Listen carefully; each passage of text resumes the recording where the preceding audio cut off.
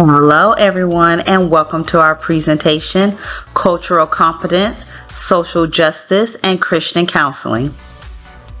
Today we are going to make this a little more interactive than a traditional presentation.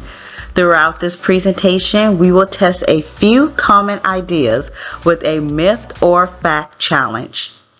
Our presentation today is based on this week's assigned reading from our Multicultural Counseling and Christian Social Justice textbooks. We selected 3 key points from the overall readings and we will connect each one to professional ethics and scripture. Here are the 3 points we will focus on. Number 1 is cultural competence. Number 2 is social justice and advocacy. And number 3 is faith integration. As we move through each topic, we will start with a myth or fact question. Explain what the readings say. Connect the topic to the ACA and AACC Code of Ethics. And then take a look at a biblical connection. So with that being said, let's play our first round of myth or fact. Myth or fact. Treating everyone the same is culturally competent. Locking your answer.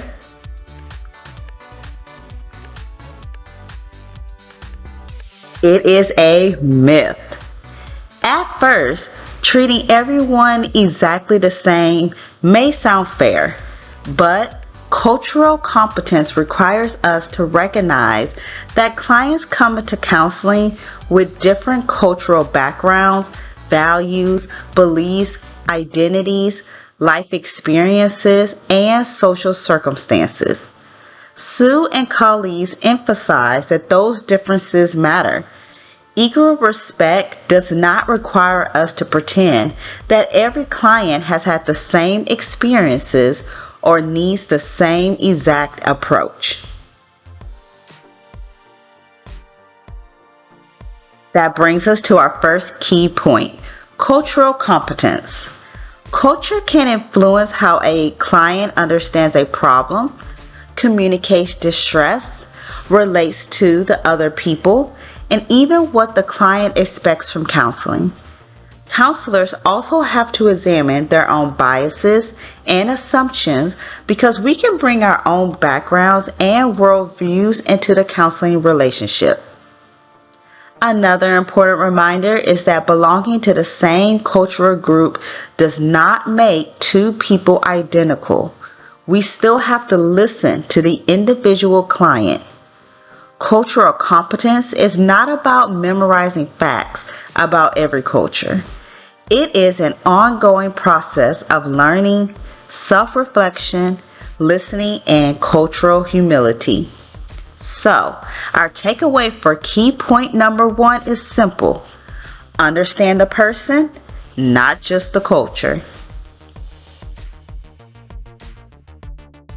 Now, let's connect the cultural competence to ethics. The ACA Code gives us several standards that support this key point. Standard 8.4b, personal values, reminds us that counselors to recognize their own values and avoid imposing them on clients. Standard 6.2a, boundaries of competence, requires counselors to work within their competence and specifically recognizes multicultural counseling competence. Standard 6.5 addresses non-discrimination. And Standard E.5b, cultural sensitivity, reminds counselors that culture can influence how clients experience and define problems.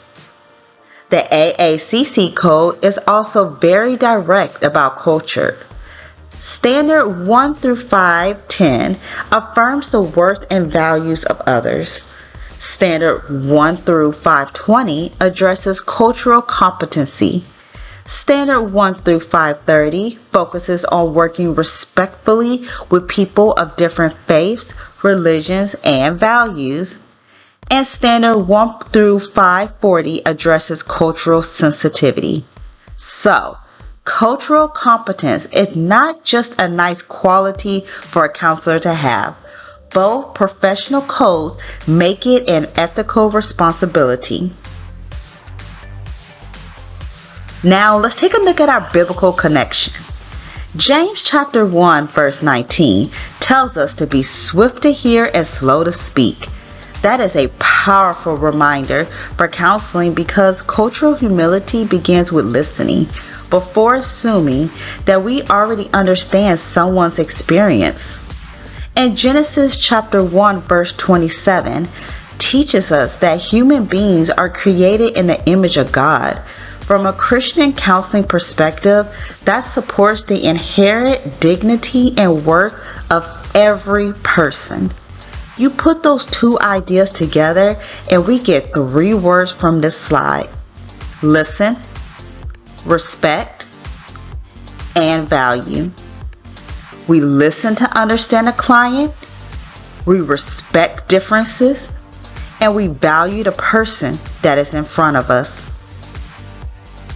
But what happens when a challenge is not only within the individual client? What if there are barriers in the environment around that client? That takes us to round 2.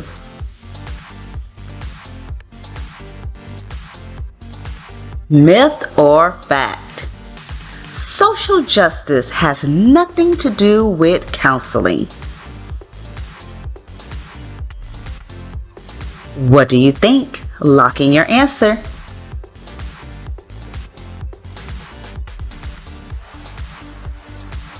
It is a myth. A client's mental health does not exist separately from the world around them. Discrimination, racism, poverty, oppression, inequality, and limited access to resources can all influence well-being. If a counselor focuses only on what is happening inside the individual and ignores significant barriers around that person, the counselor may be missing an important part of the client's experience. Our second key point is social justice, oppression, and advocacy. Sue and colleagues discuss how social and environmental factors can affect psychological well-being. Counselors therefore need to recognize barriers that may be influencing a client's life. Depending on the situation, advocacy may also be necessary. Williams approaches justice from a Christian perspective and emphasizes the importance of pursuing justice while remaining grounded in biblical truth, humility, wisdom, and compassion. Advocacy can take on different forms. It might mean helping a client locate resources, helping a family understand available services, identifying a discriminatory practice, or speaking up when a systematic barrier is interfering with client welfare. So our takeaway is this: counselors address the person and the environment affecting the person. Ethics also gives us guidance for advocacy. ACA Standard 8.7a specifically addresses advocacy and says counselors advocate at individual, group, institutional, and societal levels when appropriate to address barriers that interfere with clients' access, growth, or development. Standard 6C.5 addresses non-discrimination, which also connects to our responsibility to recognize unfair treatment. The AACC code emphasizes human worth and dignity and prohibits harmful or unjust discrimination. The important part is that advocacy is not simply doing whatever we personally think is best. Ethical advocacy remains client-centered. Counselors consider the client's needs, dignity, rights, culture, and autonomy while deciding what action is appropriate. Now, let's look at what Scripture says about justice. In Micah chapter 6, verse 8, it calls us to do justly, love mercy, and walk humbly with God. Notice that justice and humility appear together. And in Proverbs chapter 31 verse 9, it tells us to speak up and plead the cause of the poor and needy. So for counselors, these verses can remind us that recognizing injustice should be connected to responsible action, which could mean advocating for a client, challenging discrimination, connecting someone with resources, or protecting a vulnerable population. The goal is justice with mercy and humility, not making ourselves the center of the story, of the client's story.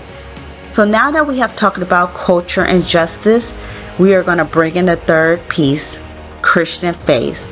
And yes, we have one more, myth or fact. Myth or fact, Christian counselors should impose biblical beliefs on clients. Final answer. Myth. A Christian counselor can absolutely have a strong personal faith and integrate spirituality into counseling when it is appropriate.